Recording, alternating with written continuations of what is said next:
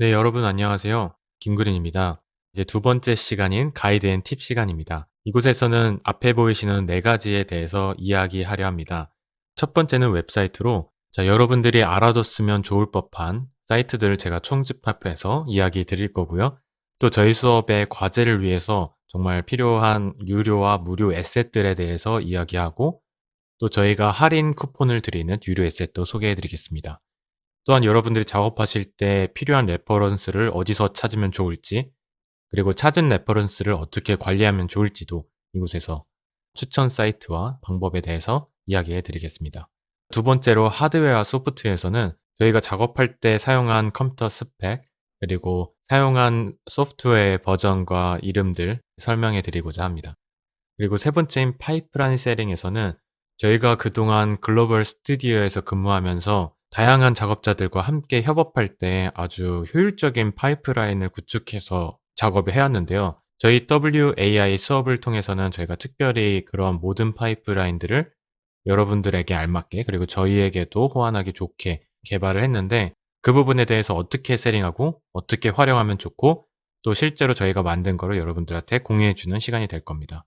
그리고 네 번째인 마인드셋에서는 저희가 그동안 공부를 효과적으로 할 수 있었던 비법에 대해서 이야기해 드리려고 합니다. 그런 비법들을 이용해서 여러분들이 앞으로의 수업을 올바르게 활용할 수 있도록 저희가 기본적인 마인드셋에 대해서 이야기해 드리겠습니다.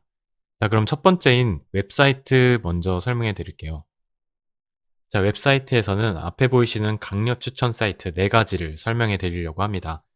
첫 번째로 모션 그래픽 링크라고 해서 제가 여태까지 모션 그래픽을 하면서 정말 리스펙하고 정말 배울 점이 많은 천재 아티스트 분들을 이제 쫙 모아서 이렇게 노션으로 정리한 홈페이지가 있어요. 그래서 여러분들한테도 이 강력 추천 사이트에 있는 모든 링크들을 제가 정리해서 여러분들의 예제 파일에 함께 첨부해서 드릴 테니까 여러분들도 꼭 한번 이 웹사이트에 들어가서 여기에 제가 추천하는 링크들을 시간 날 때 한번 봐주셨으면 좋겠어요. 왜냐하면 제가 작업할 때 가장 크게 성장에 도움이 된 게 정말 지금 인더스트리에서 가장 잘하고 있고 가장 배울 점이 많은 아티스트 분들의 사이트를 통해서 제가 레퍼런스를 분석하고 왜 이분들이 잘했는지 연구하는 과정에서 성장을 많이 했거든요. 그래서 여러분들도 혹시 어떤 분이 제일 잘하는지 아니면 어떤 스튜디오가 지금 제일 핫한지를 궁금하시다면 이 사이트에 접속하셔서 여기서 한 명씩 보면서 여러분들에게 맞는 아티스트를 찾았으면 좋겠습니다. 자, 뿐만 아니라 이 노션 페이지를 제가 여러분들한테 한 분 한 분 소개해 드리기 위해서 라이브로 방송을 했습니다. 근데 그때 아마 뭐 몇백 명 청취자분들이 와셔서 제 발표 내용을 들으면서 저에게 많은 응원을 주셨고, 그리고 지금 이 하고 있는 강의 내용도 제가 스포일러를 살짝 했는데 그것도 굉장히 많은 관심을 받았습니다. 그래서 여러분들이 혹시 쉬거나 이 노션 페이지에 있는 아티스트 분들이나 회사가 궁금하신 분들은 여기에 있는 이 유튜브 방송을 보시고 도움이 되셨으면 좋겠습니다. 다음으로 무료 에셋에 대해서 소개해 드리려고 하는데요. 사실 이 부분이 저희가 고민을 가장 많이 한 부분이에요. 왜냐면 실제 실무 작업을 할 때 저희가 모든 작업을 처음부터 하는 게 아니라 필요한 에셋들을 사서 저희가 변형도 하고 아니면 어떤 에셋은 실제 산 거를 그대로 사용하기도 하는데 에셋을 얼마나 잘 활용하냐가 정말 큰 시간 단축도 할 수 있을 뿐더러 또 퀄리티를 올리는 데 가장 핵심이 될 수 있거든요. 또 수많은 에셋 중에서 어떤 에셋이 좋은 에셋인지 또 선별하는 능력도 굉장히 중요한데 그중에서 여러분들이 활용해 하셨으면 좋을 것 같은 무료 에셋들을 저희가 직접 찾아서 또 이분들에게 직접 저희가 연락을 해서 이 콜로소 저희 수업을 듣는 학생들을 위해서 여러 무료 에셋들을 저희가 직접 전달해 줘도 되냐고 허가를 받은 사이트들입니다. 그래서 앞에 보이시는 그 명단들이 저희가 아트스테이션에 계신 아티스트 분들이고 이분들이 직접 저희 강의를 위해서 후원해 주기로 했습니다. 사실 무료 에셋으로도 사실 충분하게 좋은 아트웍을 할 수 있지만 유료 에셋을 활용하면 정말 고퀄리티의 작품을 만들 수 있습니다. 이 부분도 저희가 여러분들한테 너무 큰 부담을 주지 않고 어떻게 할인할 수 있을까라는 방법을 찾는 와중에 저희가 직접 사용한 에셋에 연락을 해서 저희가 이런 수업을 하는데 수강하시는 학생분들이 부담 없이 혹시 직접 체험해 볼 수 있는 기회가 있었으면 좋겠다 해서 이분들이 흔쾌히 50% 할인 코드를 만들어 주셨어요. 저희는 그중에서 인더스트리얼 존이라는 이분들의 에셋을 사용했는데 앞에 보이시는 인더스트리얼 존 페이지를 누르면 이와 같이 에셋을 소개하는 페이지가 있어요. 딱 봐도 얼마나 고퀄리티인지 그리고 얼마나 많은 자료 유용한 자료가 있는지 보이시죠? 특히 이 빌딩 저희 첫 씬에 인제 빌딩 도시 씬에서도 활용을 했고요. 그리고 제가 만든 실험실 내부에서도 이 맥스쿼드라는 kit배시를 이용해서 디자인을 하였습니다. 이곳에서는 디자인 다양한 기계적인 부품들 있는 것뿐만 아니라 또 사람 캐릭터 디자인도 있어서 여러분들이 메인 캐릭터를 직접 디자인하시게 되겠지만 또 이곳에 있는 디자인 캐릭터들을 활용해서 배경이라든지 아니면 기타 엑스트라들을 표현할 때도 아주 빠르고 손쉽게 만드실 수 있을 겁니다. 그래서 이 에셋을 할인받기 위해서는 먼저 구매 페이지를 가셔서 이렇게 디스카운트 코드 콜로소 50을 입력하면은 구입하실 때 50% 할인된 가격으로 이 에셋을 구매하실 수 있습니다. 그 다음으로는 마크 비전이라는 아티스트인데 이분은 특히 시네어포디에서 기본 기능에 없는 아주 유용한 기능들을 플러그인 형태로 만들어서 판매하고 계십니다. 그리고 특히 저희 수업에서는 앞에 세 번째 보이시는 리스플라인을 써서 특히 저는 그 실험실 벽 쪽에 있는 파이프와 또 여기 실험실 곳곳에 쓰인 전선을 제가 에셋화 했는데 에셋화 할 때 라인에 커브가 들어가는 기능을 리스플라인을 이용해서 유용하게 사용할 수 있었거든요. 그래서 여러분들도 만약에 이 에셋을 똑같이 제작해 보고 싶으신 분은 리스플라인을 50% 할인된 가격으로 구매하셔서 직접 만들어 보시면 좋을 것 같습니다. 자, 이건 역시 저희가 이제 할인 쿠폰을 받았는데 아까 이전과 마찬가지로 콜로소 50을 입력하시면 50% 할인된 가격으로 구매할 수 있습니다. 자, 그 밖에도 실제 실무에서도 가장 많이 사용하고 유용하게 활용하기 좋은 에셋들을 저희가 모았는데요. 여기 앞에 보이시는 이 수많은 에셋들이 저희가 어디서 여러분들이 만약에 그 할인 코드가 없더라도 여러분이 직접 찾아서 해보고 싶은 유용한 소스들이 있나요? 하면은 이 앞에 링크들을 활용하시면 여기서 자기 앱에 맞는 프롭들, 에셋들을 구매하셔서 실제 작품에 활용해 보아도 좋을 것 같습니다.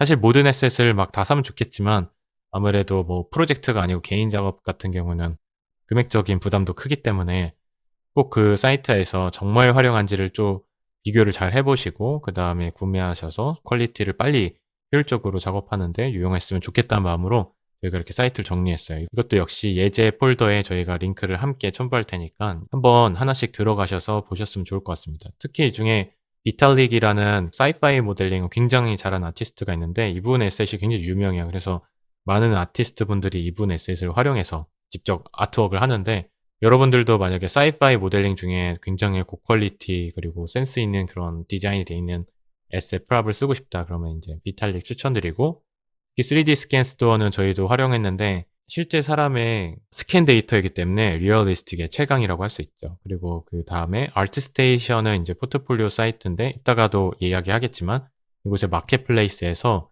그 아티스트 분들이 직접 만든 에셋들을 되게 굉장히 저렴한 가격으로 구매하실 수 있습니다. 그 CG 트렌더는 모델링 프롭을 구입할 때 자주 사용하고요. 특히 뭐 실제 뭐 실물에서 필요한 뭐 컴퓨터, 마우스, 뭐 모든 뭐 과일 뭐 이런 것들이 여기에 다 있기 때문에 주로 이제 그냥 일반 프롭들을 구매할 때는 이곳에서도 많이 활용합니다. 그 다음에 킷배시 3D는 주로 모델링 중에서도 도시 모델링, 뭐 사이파이 도시, 뭐 과거 도시, 뭐 여러 가지 도시 프롭들을 판매하는 사이트입니다. 그리고 이 kit배시 3D는 특히 오토이에서 매달 한 키씩 무료로 다운받을 수 있는 행사를 하고 있어요. 지금도 옥테인 렌더러를 구독 중인 유저분들은 여기서 kit배시 3D 자료를 제공해 주시는 걸 직접 받아서 활용하실 수도 있습니다. 더 픽셀랩은 여러 가지 소스들 에셋을 활용하는데 저는 특히 여기서 연기 소스나 폭발 소스 이런 걸 활용해 봤던 적이 있는 것 같아요. 그래서 미리 VFX에서 베이크된 연기 소스 VDB 같은 거를 활용하고 싶으실 때 여기서 손쉽게 다운받아서 활용할 수 있습니다.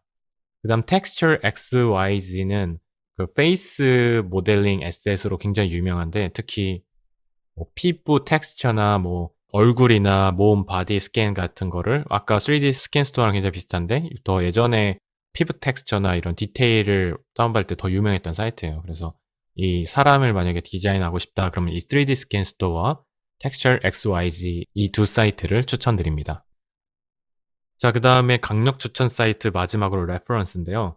먼저 레퍼런스 어떻게 수집하느냐 알려드리기 전에 레퍼런스를 어떻게 정리하냐에 대해서 이야기해 드리고자 합니다.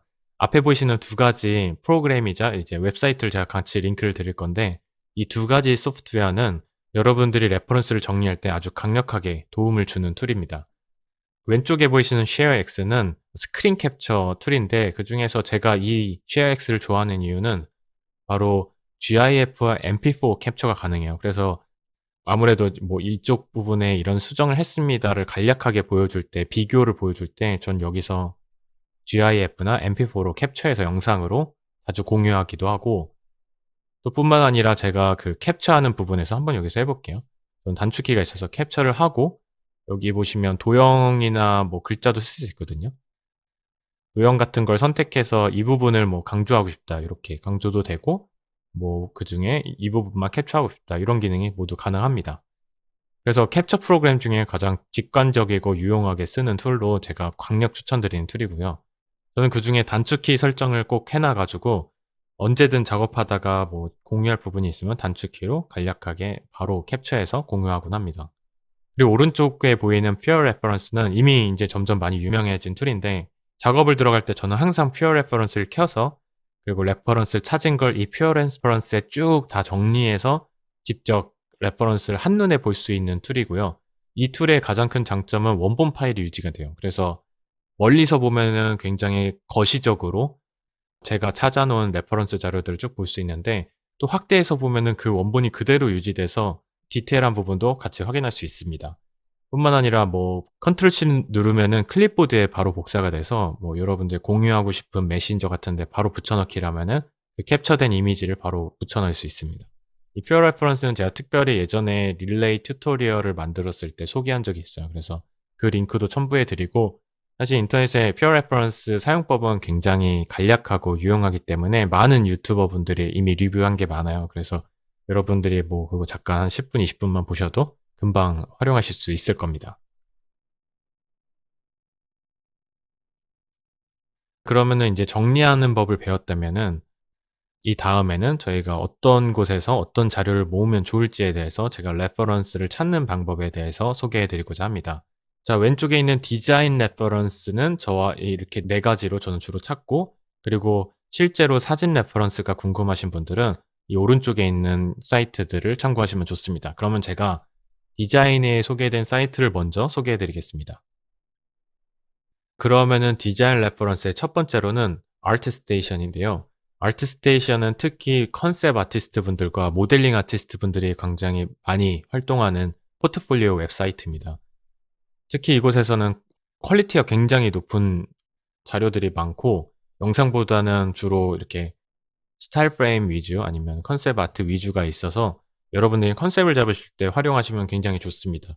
그리고 트렌딩이라는 곳이 있어서 퀄리티 높은 작품에 대한 시야를 넓히셨으면 좋겠습니다.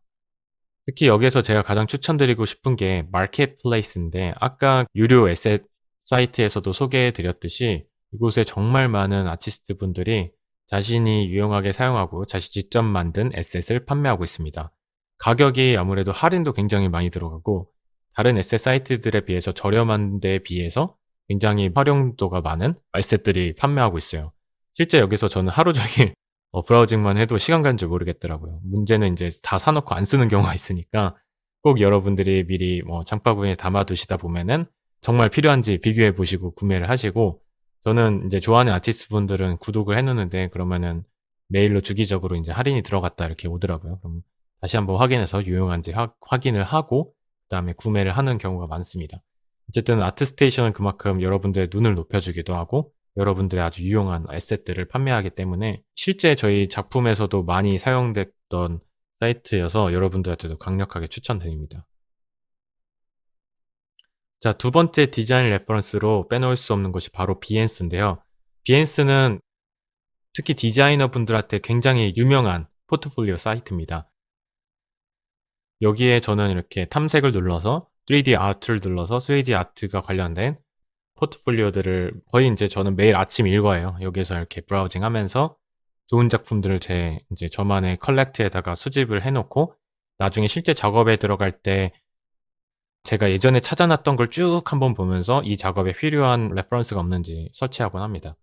이곳은 지금 어도비 소유로 돼 있어서 실제 어도비 어카운트를 이용해서 여기서 자료 서치도 가능하시고, 또 포트폴리오 만들 때 여기와 동기화가 돼 있으면은 바로 홈페이지도 제작을 할 수 있어요. 물론 홈페이지를 만들기 위해서는 이제 어도비 포트폴리오 구독을 해야 되지만, 여기서 이미 여러분이 무료로 비엔스에 인제 자기 작품을 업로드를 하고 있었으면 바로 동기화돼서 비엔스에 있던 포트폴리오들을 자기 홈페이지로 옮길 수 있는 기능도 있습니다. 특히 여기에서 인제 가장 매력적인 점이 featured인데요. 이렇게 잘한 작품들을 제작진 측에서 아니면 여기 채널 측에서 픽을 해서 좋은 작품을 많은 사람들한테 추천하는 기능을 하고 있어요. 실제 저희는 이제 배지라고 표현하는데, 특히 이 배지도 이런 장르마다 있어 가지고 여기 보시면 여러 가지 장르별로 배지가 존재하는데, 이 비엔스 배지가 이 중에서도 비엔스가 직접 뽑은 배지라서 굉장히 귀하고, 이게 얼마나 있냐에 따라서 이 아티스트가 얼마나 잘하고 있는지를 증명하는 자료이기도 하거든요. 그래서 자기 작품이 여기에 올렸는데 어느 날 비엔스 딱지를 받았다 그러면 굉장히 아주 기분 좋은 일이죠. 특히 저희 작품 WAI도 이곳에 포트폴리오에 올렸는데 바로 다음 날 비엔스 딱지를 받았더라고요. 저는 제 개인 작업 에이시메털이랑 이 WAI 작품이 비엔스 딱지를 받아서 지금 두 개를 갖고 있는데, 실제 작업해서 여기에다 올리면서 제 작업물들이 비엔스를 많이 받으면은 그만큼 '내가 잘하고 있구나.' 이런 거를 확인해 주기도 하는 아주 유용한 사이트입니다. 여러분들도 작업하신 거를 비엔스에 꼭 이렇게 올려서 피처드 되는 경험도 해 보셨으면 좋겠습니다. 자, 세 번째 디자인 레퍼런스 사이트로 샷덱을 추천해 드리고 싶은데요. 샷덱은 특히 영화에서 나오는 프레임들을 캡처해서 이곳에서 확인할 수 있는데요. 여기서 가장 좋은 점은 저는 디테일 포로 인포를 확인할 수 있습니다. 그러니까 이 샷이 어떤 앵글로 찍은 거고, 어떤 감독이 찍었고, 어떤 시네마토그래퍼가 찍었는지, 그리고 여기에 왼쪽에 보이시면 지금 제가 장르별 아니면 시대별을 카테고리가 굉장히 잘 돼 있어서, 제가 막 따뜻한 톤을 하고 싶다, 사이파이물을 하고 싶다, 그럼 바로 여기서 체크하면은 영화의 장면들을 바로 여기서 확인할 수 있습니다. 저는 레퍼런스 중에 가장 고퀄리티 레퍼런스라고 뽑는다면 바로 영화라고 항상 얘기하는데, 이 샷덱이 나오고 나서 저는 정말 활용을 많이 했어요. 특히 샷덱 사이트에서 저는 항상 좋은 작품들을 먼저 찾은 다음에 그다음 비엔스 아니면 다른 포트폴리오 사이트에서 제가 수집을 하곤 합니다. 근데 이 사이트의 단점이, 이제는 예전엔 무료로 인제 베타 버전이었는데 이게 실제 출시하면서 인제 무료가 아닌 구독 버전으로 바뀌었습니다. 저는 이 사이트가 굉장히 유용하기 때문에 구독을 하면서 활용하고 있는데, 여러분들도 한번 들어가 보시고 아마 트라이얼 버전으로 사용해 보시다가 자신에게도 정말 맞다 그러면은 구독까지 추천드립니다. 자, 그다음에 추천드릴 디자인 레퍼런스는 바로 비메오인데요. 비메오는 영상 콘텐츠를 올리는 플랫폼입니다.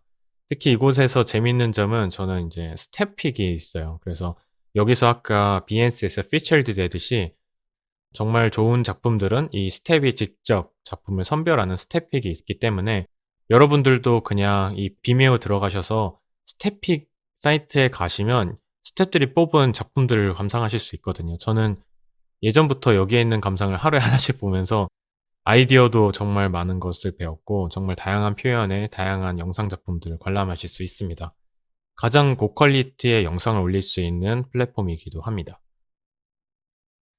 이제부터는 리얼리스틱 레퍼런스 사이트입니다. 첫 번째 리얼리스틱 레퍼런스 사이트로 저는 핀터레스트를 추천드리고 싶습니다. 실제 사진을 가지고 레퍼런스를 또 찾는 게 굉장히 중요한데요. 앞에서는 인제 디자인으로 좋은 디자인을 찾았다면, 이곳에서는 직접 만들 씬에 들어가는 실제 사진을 찾는 곳입니다. 특히 이곳의 장점은 일단 검색하기 굉장히 편하거든요. 그냥 여러분들이 찾고 싶은 자료를 영어로 검색하시면 이곳에서 아주 굉장히 방대한 양의 자료를 찾으실 수 있을 거예요.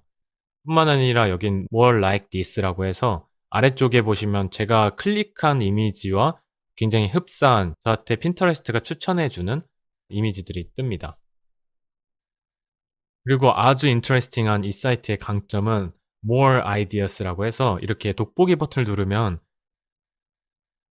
제가 찾은 이미지의 일부 구간을 이렇게 네모 표시하면 그 구간에 들어간 이미지를 또 검색해 줍니다.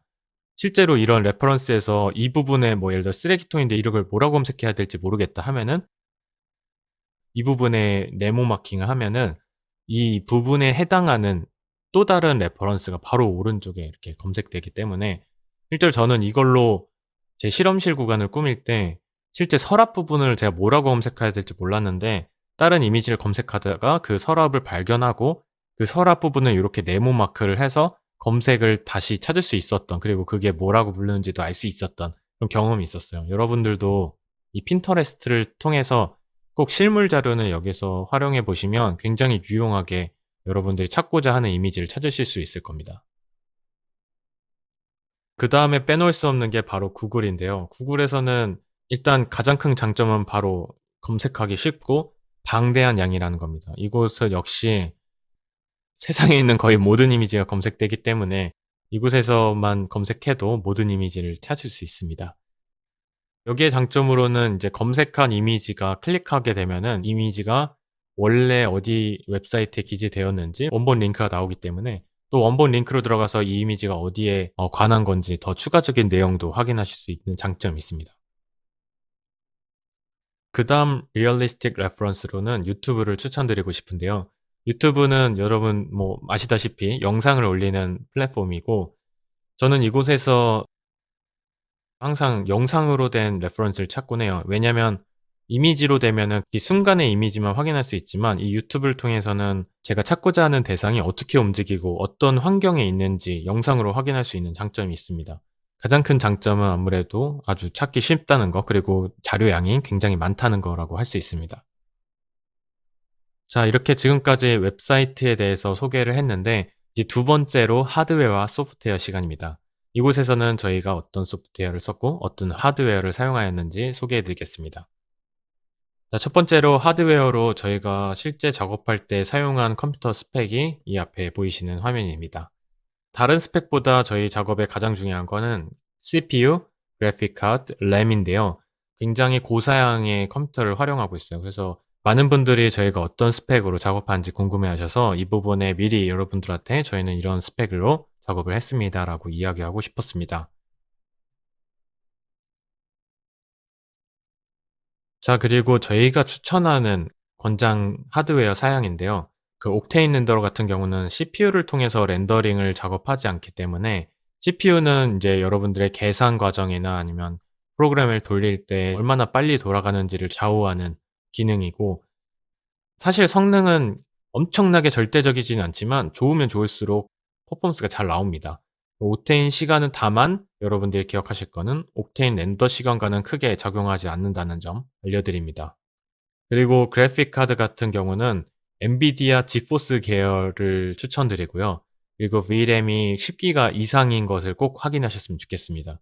실제 작업하다 보면 10기가 이하로는 고퀄리티의 작업을 하기가 쉽지 않거든요. 그러면은 업그레이드도 고려하셔야 될 것 같습니다. 그리고 옥테인 렌더러 같은 경우는 실제 스피드를 체크하기 위해서 옥테인 배치 점수가 있는데 그곳에서 인제 자기 컴퓨터 스펙에 어느 정도 퍼포먼스가 나오는지 확인할 수 있거든요. 그중에서 평가표에서 300점 이상대의 그래픽 카드를 추천드립니다. 그리고 램의 경우는 저희는 64GB 이상을 추천드리고 있는데요. 특히 어떨 때 중요하냐면 기본적으로 로드하는 속도에서 가상 메모리이기 때문에 얼마나 빨리 불러오냐를 램이 권한할 때가 굉장히 많아요. 그리고 옥테인에서 VRAM만큼 램에서도 같이 사용되기 때문에 그래픽 카드 여러 개를 갖고 계신 분들은 특히 램의 용량이 절대적으로 필요합니다. 뿐만 아니라 램은 특히 애프터 이펙에서 굉장히 많이 활용하는데 램 프리뷰라고 해서 저희가 0 번을 누르고 실제 영상으로 컴프를 확인할 때 이 영상 소스를 램에다 저장하기 때문에 그만큼 램 용량이 굉장히 중요합니다. 그래서 저희 같은 경우도 아까 128 램을 사용하고 있었고 여러분들도 64 기가바이트 이상은 돼야 고퀄리티 작업을 하실 때 편리하실 겁니다.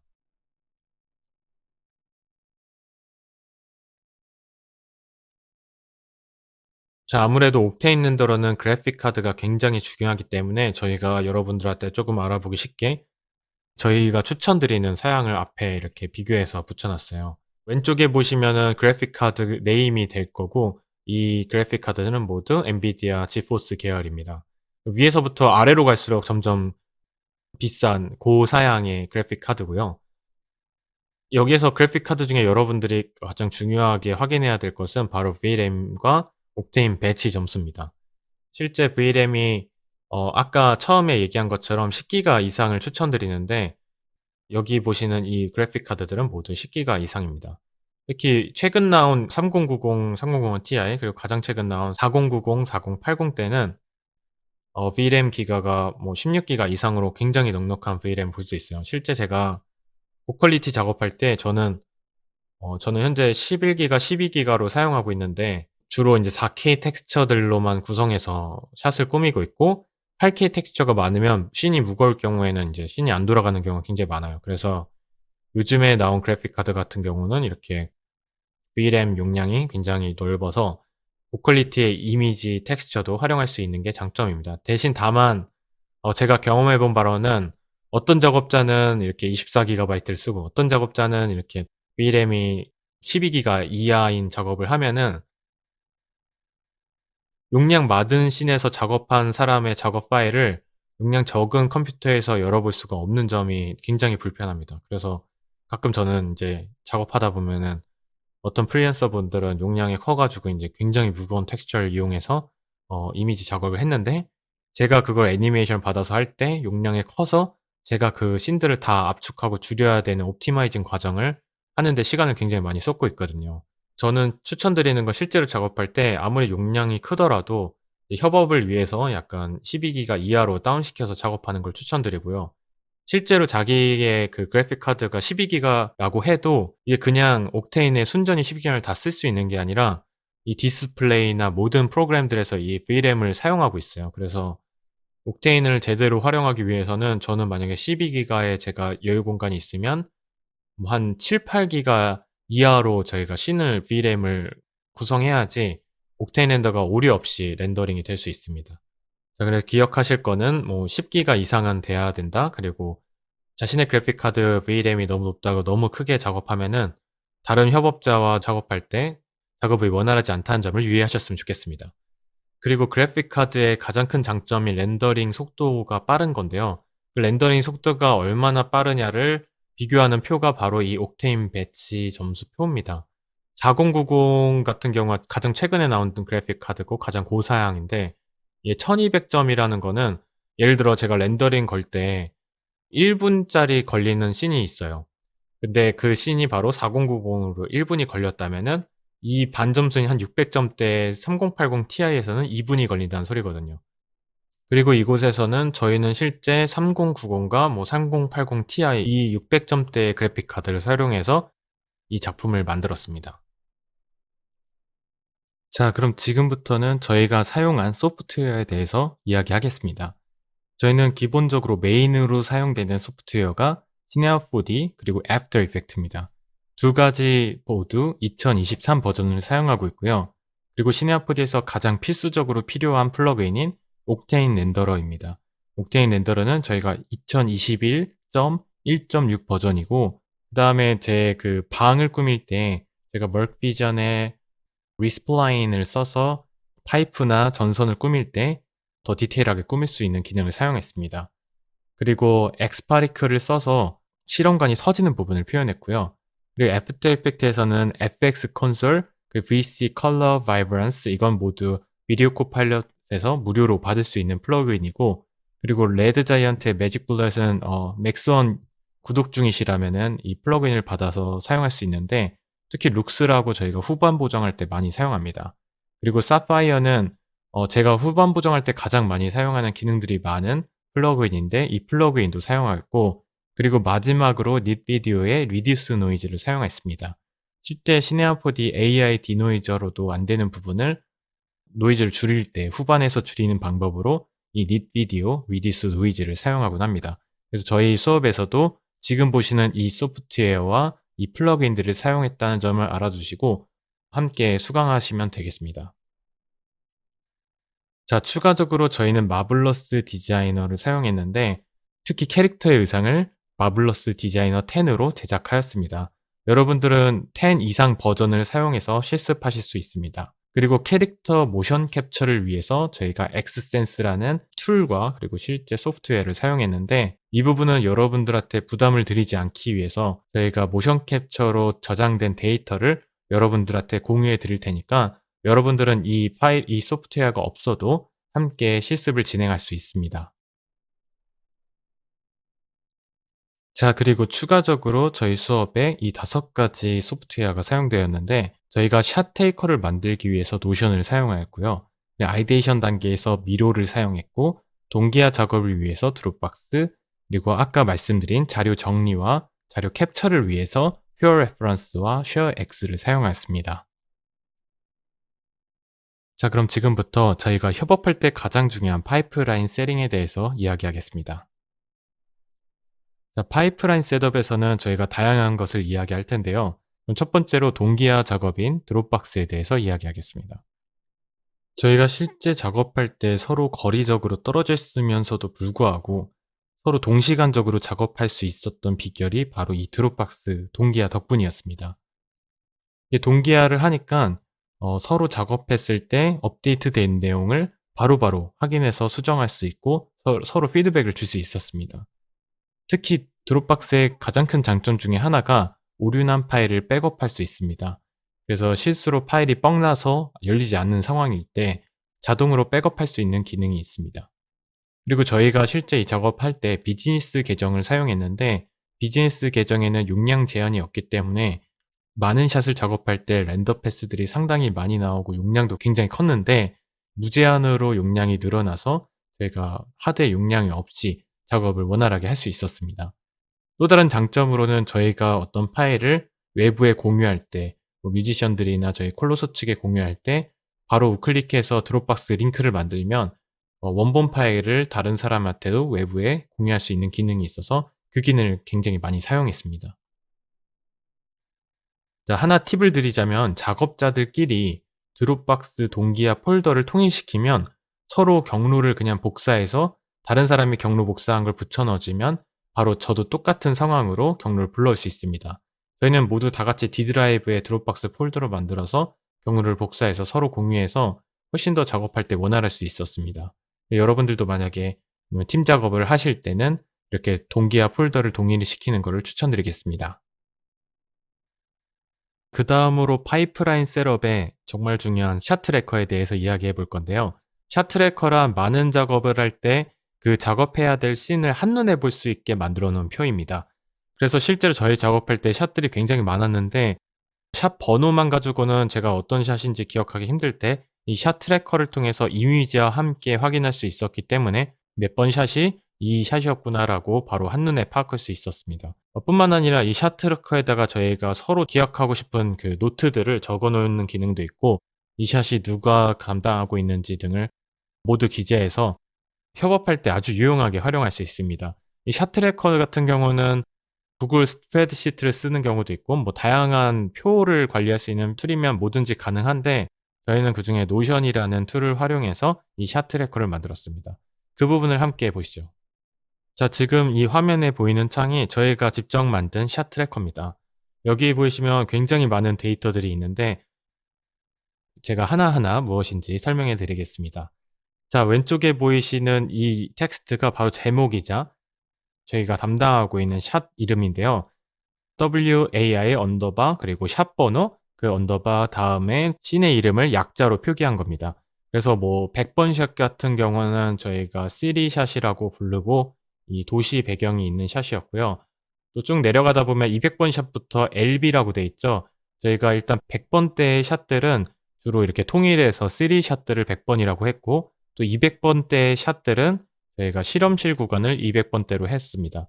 라보토리의 약자인 LB를 이용해서 WAI 프로젝트 네임 언더바 그 다음에 샷 번호 언더바 그 다음에 그 샷이 담당하고 있는 씬에 대한 이름 약자를 이렇게 써서 저희가 샷 트래커를 완성하였습니다. 이 샷 트래커에 보면은 실제로 썸네일이 들어가고요. 그 다음에 씬 이름이 들어가고 또 그 씬을 담당하고 있는 아티스트가 누군지 아티스트 이름이 들어가고요. 그리고 그 각각의 샷들이 어느 정도로 작업이 진행되고 있는지 볼 수 있는 프로세스가 있습니다. 또한 그 프로세스에서 저희가 지금 어떤 상태인지 렌더 상태인지 프리뷰 상태인지를 확인할 수 있고요. 또 노트를 통해서 그 샷이 어느 정도 됐다 서로 주고받을 때 이 노트에다 간략하게 기재하곤 했습니다. 그리고 각 샷마다 필요한 데이터가 충분히 있는지 부족한 부분이 있는지 아니면 필요 없는 건지 이렇게 모션 캡처 같은 경우는 3D샷에서는 모션 capture가 필요 없구나. 그리고 지금 뭐 210 번, 220번 샷의 경우는 새로 업데이트가 필요하고, 그리고 나머지 뭐 300번 때부터 이쪽 360번 때는 이미 작업이 완료됐다는 걸 확인할 수 있죠. 모션 캡처와 마찬가지로 애니메이션이 지금 어느 정도 진행됐는지 표기하는 구간도 있어서, 뭐 예를 들어 100 번에서 120번 같은 경우는 이미 애니메이션이 완료된 상태고, 또 200번 샷 같은 경우는 아직 시작하지 않았다. 아니면 여기 in progress에는 이미 지금 진행하고 있고 디벨롭 중이다라고 표시해서 서로 각자 샷이 어떻게 진행되고 있는지 확인할 수 있습니다. 자, 모캡부터 저 렌더 구간까지는 모두 이렇게 클릭해 보시면은 같은 셋ting으로 돼 있어요. 그래서 필요 없는 상태, 아니면 작업이 진행되지 않았다, 아니면 제작 진행 중이다, 아니면 업데이트가 필요하다, 업데이트 됐다, 그리고 완료됐다, 이런 식으로 표기해서 각 샷을 클릭해서 지금 뭐 바꾸면은 각 샷에 맞게 업데이트를 이곳에서 하면은 서로 이곳이 공유하기 때문에 한눈에 알아볼 수 있는 장점이 있습니다. 실제로 실무에서 작업할 때도 이 부분이 굉장히 유용하게 활용되는데, 특히 디렉터나 작업자들이 작업할 때 이 디렉터는 정말 많은 샷을 다양한 아티스트와 작업도 하고, 또 동시에 가끔 여러 프로젝트를 진행하는데, 이런 샷 트래커를 통해서 지금 놓치는 부분이 없는지, 아니면 어느 정도 진행됐는지, 지난번에 줬던 피드백이 뭐였는지를 확인할 수 있습니다. 저희가 노션으로 이렇게 샷 트래커를 만들었을 때 장점이 바로 다양한 형태로 이 같은 표를 변형해서 볼 수 있는데요. 지금 위에 보시면 표라고 돼 있고 갤러리라고 돼 있는 부분이 있어요. 갤러리를 한번 클릭해 보겠습니다. 자, 갤러리 클릭하니까 이렇게 각 샷의 대표 이미지들이 이렇게 보이게 되죠. 그래서 110 번대 샷이 3 샷이고 이 샷을 보는구나, 아니면은 205 번대 샷은 곰팡이 샷이었구나, 이런 거를 이미지와 함께 샷을 트래킹할 때 아주 유용합니다. 이게 장점이, 이 표에서 업데이트가 되면 동시에 이 갤러리, 그다음에 캘린더에서도 업데이트가 돼요. 그래서 이런 거를 노션에서는 이렇게 데이터베이스 테이블을 만들어서 다양하게 활용할 수 있는 기능을 지원하고 있습니다. 참고로 이 표를 통해서 제가 한번 갤러리를 만들어 볼게요. 지금 제거해 보고, 갤러리를 제거해도 여기 이 표가 남아 있기 때문에 그 갤러리는 인제 이 표를 어떻게 보냐의 차이지 실제로 사라지는 게 아닙니다. 그래서 만약에 이 표를 다른 방법으로 보고 싶다, 그럼 여기 플러스 버튼을 누르셔서 지금 새 보기라고 돼 있는데 이 부분을 한번 바꿔 볼게요. 이 부분을 클릭해서 보기 편집을 누르시면은 표가 아니라 레이아웃을 한번 다양하게 바꿀 수 있는 기능을 지원하는데, 이번에 갤러리를 바꿔 보겠습니다. 자, 이제 갤러리로 바꾸니까 이렇게 샷들을 바로 이미지와 함께 확인하기 좋은 상태가 됐는데, 지금 문제가 이름 순으로 정렬이 돼 있지 않아 조금 불편한데요. 이것을 한번 이름 순서대로 바꾸는 법을 알려드리겠습니다. 이 갤러리의 우측 상단에 보면 필터, 정렬, 돋보기 점점점 버튼이 있는데, 정렬 버튼을 눌러주세요. 그 다음에 정렬 버튼을 샷 네임으로 바꿔보겠습니다. 자, 샷 네임으로 바꾸면 여기 표 캘린더 갤러리 아래쪽에 보면 이렇게 샷 네임이라는 게 생기고, 이걸 클릭해 보면은 오름차순으로 할지 내림차순으로 할지 선택하실 수 있습니다. 자, 그럼 오름차순으로 하면은 이와 같이 샷 네임별로 네임 순서대로 이렇게 처음부터 가장 뒤쪽 번호의 샷은 뒤쪽으로 정렬되는 것을 확인할 수 있습니다. 그럼 여기서 조금 더 정렬을 원해서, 저 같은 경우는 이렇게 시리 샷과 뭐 레베토리 이렇게 씬별로 묶고 싶다, 이럴 때는 표에서도 보면은 저희가 씬이라는 테이블을 만들어서 이곳이 각 샷이 어떤 씬에 해당되는지 이렇게 묶어 놓은 공간이 있는데요. 갤러리에서도 마찬가지로 씬별로 묶어서 볼 수 있습니다. 갤러리로 다시 이동하시고 여기 점점점 버튼을 누른 다음에 그룹화라는 버튼을 눌러서, 지금 그룹화가 없음으로 되어 있는데 이 부분을 씬으로 한번 묶어 보겠습니다. 씬으로 묶게 되면은 abstract은 AB샷 이런 식으로, 그리고 CD샷이었던 CT는 이런 식으로 CT끼리 묶이고, 여기 보면 캘린더라는 부분도 같이 묶여 있어요. 사실 저희가 이 표에 사용된 모든 것들이 바로 이 갤러리 그룹화에서도 생기는데, 실제 캘린더에는 이미지가 없고 저희 샷이 필요 없기 때문에 이 부분을 지워 보도록 하겠습니다. 여기 점점점 버튼을 눌러서 숨기기를 누르면은 자연스럽게 저희가 필요한 부분만 남길 수 있습니다. 마찬가지로 이렇게 테이블도 필요 없으니까 숨기기, 그리고 숨기기 누르면은 저희가 원하는 샷 씬별로, 이렇게 샷 정리가 되는 것을 확인할 수 있습니다. 자, 이렇게 샷 트래커를 만들어서 다양한 샷을 각자 다르게 작업할 때 그 샷에 맞은 업데이트를 서로 공유함으로써 원활한 작업 파이프라인을 구축할 수 있습니다. 여러분들도 만약에 협업을 하시거나 혼자 개인 작업을 할 때 체계적으로 작업하시고 싶으신 분들은 노션에서 데이터베이스 테이블을 만들어서 한번 활용해 보시기를 추천드립니다. 자, 그럼 지금부터 시네마 4D로 드디어 넘어가서 저희가 자주 사용하는 기능들을 자신에 맞게 레이아웃하는 방법과 저희가 만든 레이아웃을 설치하는 방법을 알려드릴 거고, 또 옥테인 렌더 셋팅을 어떻게 하는지, 그리고 시네마 4D 파일명을 어떻게 하고 저희가 관리해야 될 수많은 샷들을 어떻게 하면 편리하게 폴더 관리할 수 있는지, 그리고 마지막으로는 저희가 이 모든 세팅을 매번 시네마 4D를 킬 때마다 세팅해야 되는 게 아니라 시네마 4D 기본 디폴트 씬으로 만드는 방법에 대해서 이야기해 보겠습니다. 자, 그럼 거두절미하고 시네마 4D로 이동하겠습니다. 자, 드디어 시네마 4D를 켰습니다. 앞에 보이시는 이 화면은 시네마 4D 2023.1 버전입니다. 여러분들과 조금 다른 점이 있을 거예요. 여러분들은 아마 여기 스탠다드 레이아웃을 사용하고 계실 텐데, 저희는 이 수업에 맞게 저희가 자주 사용하는 기능들을 재배치해서 커스텀된 레이아웃을 사용하고 있고, 이 레이아웃을 어떻게 설치하는지 먼저 설명드리겠습니다.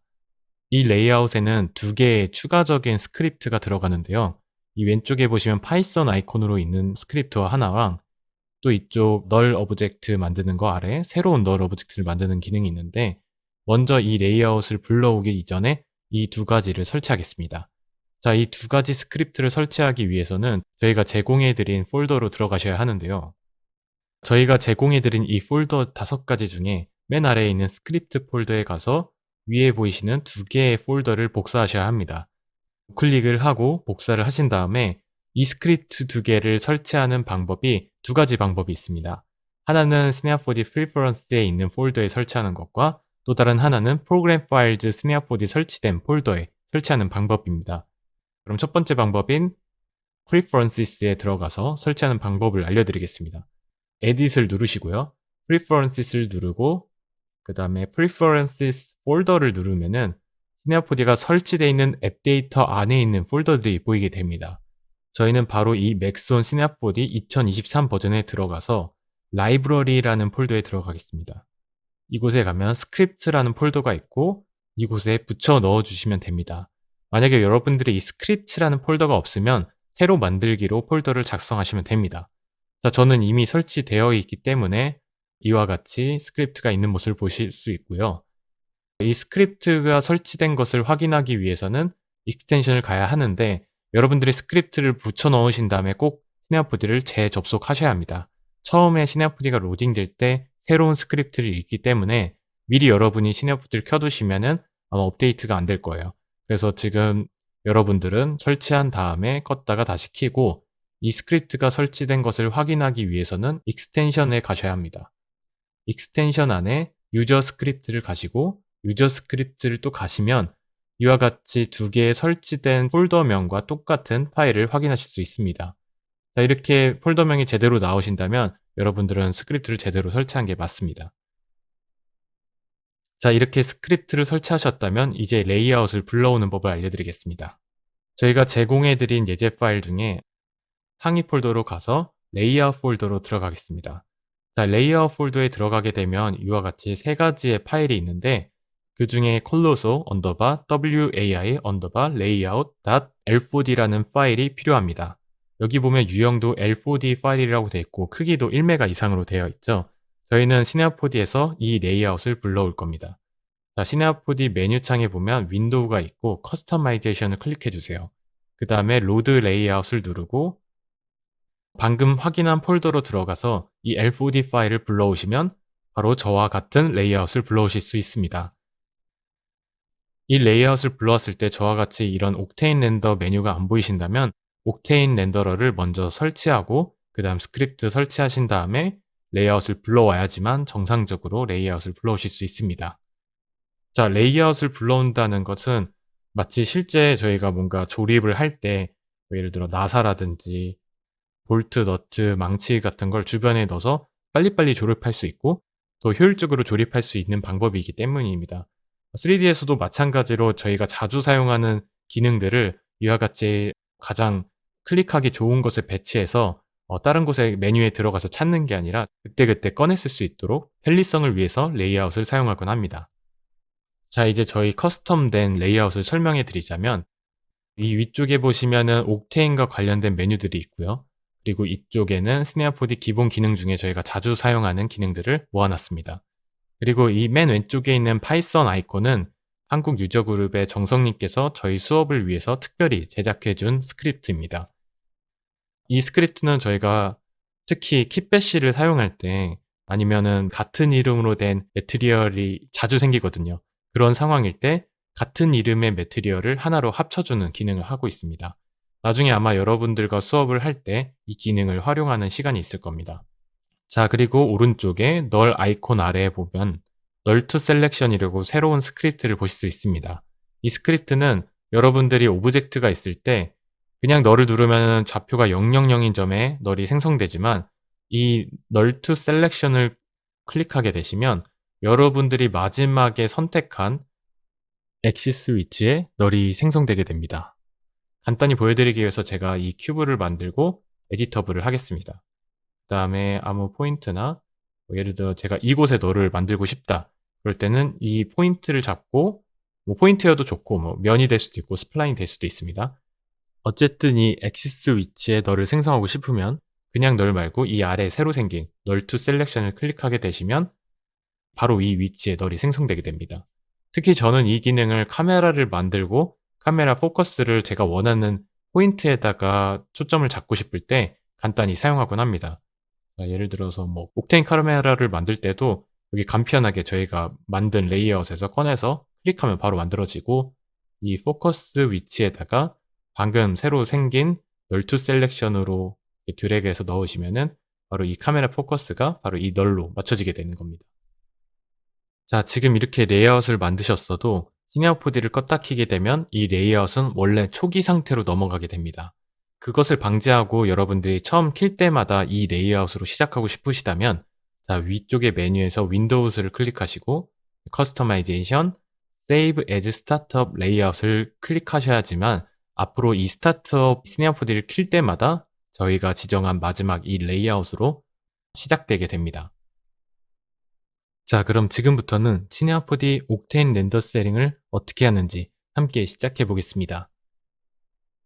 자, 시네어포드를 켜고 여러분들 옥테인 세팅을 가기 위해서는 원래 기존의 윈도우즈에 이제 옥테인 셋링을 누르셨어야 됐는데 옥테인 렌더 셋링을 자주 사용하는 기능이기 때문에 저희 새 레이아웃의 위치에 이 위쪽에 옥테인 렌더 관련된 메뉴 중에 이 톱니바퀴를 누르시면 옥테인 렌더 셋링이 바로 열립니다.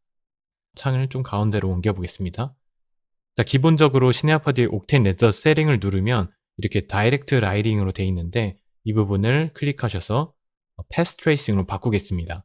패스 트레이싱은 다이렉트 라이팅보다 훨씬 더 정밀하고 특히 굴절 부분에서 많은 표현을 할 수 있기 때문에 업계 표준이라고 생각하시면 됩니다.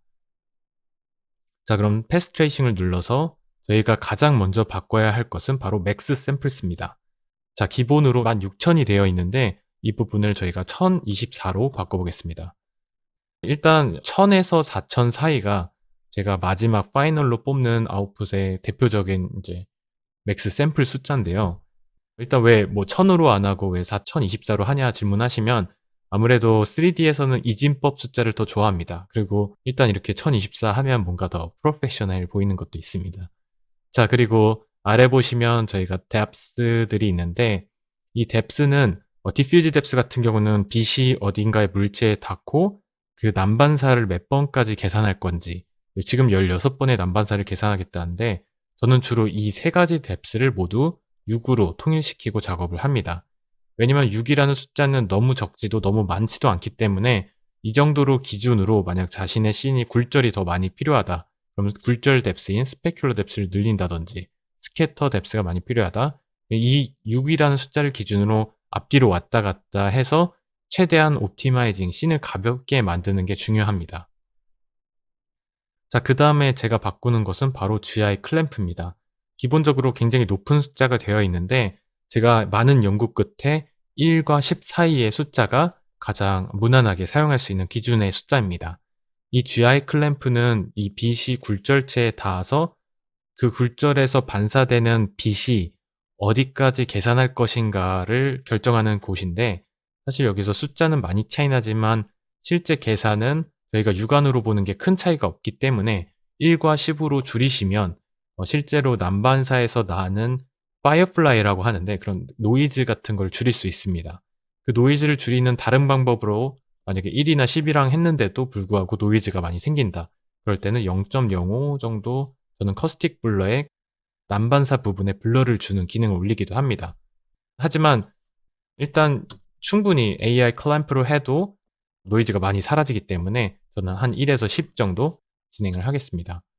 만약에 여러분들이 씬에 알파가 있다, 그럼 이 알파 채널을 체크해 주시고, 여기 Keep Environment는 알파에도 그 HDRI 이미지를 묻힐 것이냐에 대한 질문인데, 보통 저는 알파를 작업할 때는 항상 이 부분을 언체크를 합니다. 근데 저희 WAR 같은 경우는 알파로 된 씬이 없었기 때문에 디폴트 값인 Keep Environment가 체크되어 있고 알파 채널이 체크가 풀린 상태로 작업을 진행하였습니다. 그리고 여기 보시는 샘플 수도 저는 최종 숫자가 1000에서 4000 사이라고 했잖아요. 라이브 뷰어를 본다든지 아니면 로우 샘플로 작업할 때는 64에서 512 사이 정도의 숫자로만 작업을 합니다. 그러다가 이제 최종을 걸기 직전에는 1024, 그리고 이래도 노이즈가 많다, 샘플 수가 더 필요하다, 그러면 곱하기 2, 곱하기 2 이렇게 해서 4000까지 작업을 하기도 합니다. 자, 그럼 지금부터는 시네아포디 파일 이름을 어떻게 하는지, 그리고 이 방대한 씬들을 어떻게 폴더 스트럭처를 이용해 관리하는지에 대해서 자세하게 설명드리겠습니다. 이 부분의 설명이 약간 지루할 수도 있어서 제가 오랜 연구를 해봤어요. 이 부분 어떻게 하면 재밌게 설명할 수 있을까? 근데 이 부분은 재밌게 설명할 수 없습니다. 결론적으로는 이름 가지고 이제 얘기하는 거지만, 여러분들이 진짜 만약에 그런 경험 있잖아요. 뭐 파이널 최종인 줄 알고 계속 최종 붙이는 경험이 있으셨다면, 지금과 같은 파일 네이밍을 배워서 하신다면은 아마 그런 실수를 하시지 않을 겁니다. 그리고 또한 여러분들이 여러 명과 작업을 같이 할 때, 아니면 제가 나중에 옛날에 만들어 놨던 씬을 열어봤을 때 파일 이름만 보고도 그 씬의 정보를 알 수 있도록 이 네이밍은 정말 중요한 과정인데, 제가 그 업계에서 사용하고 있는 그 부분들을 제가 디벨롭해서 여러분들을 위해서 새롭게 만들었고, 그 부분을 지금 이 시간에 알려드리겠습니다. 그러니까 제가 이 정도로 강조하는 거는 중요하기 때문에 여러분이 이번 시간에 확실하게 배우고 앞으로 저희들과 예제를 진행할 때 이름이 이렇기 때문에 이렇게 지어졌구나라고 이해하시면 될 것 같습니다. 자, 그럼 앞에 보시면 제가 샘플로 만들어 놓은 파일 네임이 있습니다. 자, 첫 번째, 이렇게 언더바가 있고 언더바를 기준으로 어떤 기능을 앞에 쪽에서 하는지 하나씩 설명해 드릴게요. 자, 첫 번째 언더바 앞에 WAI는 바로 프로젝트 네임입니다. 여러분들이 진행하시는 프로젝트 이름을 영어로 바꾸시고 그 약자를 사용해서 이렇게 세 글자를 이용해 프로젝트 네임을 하곤 합니다. 그 다음에 이 프로젝트 네임에 사용되는 샷 넘버와 샷 이름이 나오는데, 이 부분부터는 제가 이제 예제로 작성한 걸 함께 보면서 이야기하겠습니다. 지금 저희 실제 WAI에 들어가는 파일 이름들을 이 아래에 배치해서 여러분들과 함께 이 과정을 설명해 드리겠습니다. WAI라고 하고 이렇게 샷 넘버가 나오죠. 저희 샷 넘버는 각 씬에 맞춰서, 그 씬이라는 거는 장소 같은 거죠, 보통. 씬에 맞춰서 네이밍이 시작됩니다. 그래서 1000의 자리랑 100의 자리 숫자들은 바로 이 씬 번호라고 할 수 있습니다. 예를 들어 첫 번째 예시는 이 100번째 씬들은 바로 시리 씬입니다. 그래서 110번이나 뭐 120번, 130번 모두 이쪽이 시리에 관련된 씬이겠구나라고 예측할 수 있는 거죠. 예를 들어서 이 아래에 보시면은 이제 200번대 샷들은 바로 레베토리인 랩실들에 관련된 씬들이 있습니다. 210번 샷은 220번 샷 모두 랩씬으로 되어 있구나라고 추측할 수 있는 거죠. 400번 때는 저희가 터널 샷들을 썼는데, 터널 샷도 뭐 10, 20, 30 이렇게 여러 가지가 있는데 450번 샷은 4만 보더라도 이게 터널에 관련된 거구나라고 알 수 있는 거죠. 그래서 여러분들 다른 작업할 때 이곳에서 이제 씬을 담당한다고 볼 수 있고, 그 씬이 표현하고 있는 이름을 두 글자로 해서 이곳에 씬 네임을 정해 주시면 됩니다. 그 다음에 네 번째 언더바에 나오는 이 롤은 바로 지금 사용하고 있는 파일이 라이팅을 위한 파일인지 아니면 카메라를 위한 파일인지 프리비즈인지 뭐 여러 가지 여러분들이 자유롭게 이 파일이 담당하고 있는 롤을 적어 주시면 됩니다. 그래서 뭐 여러 가지 뭐 프리비즈나 모캡을 동시다발적으로 작업하더라도 결국에 인제 마지막 라이팅을 보시면 '이 라이팅에서 최종 렌더를 걸겠구나.'라고 확인할 수 있는 거죠.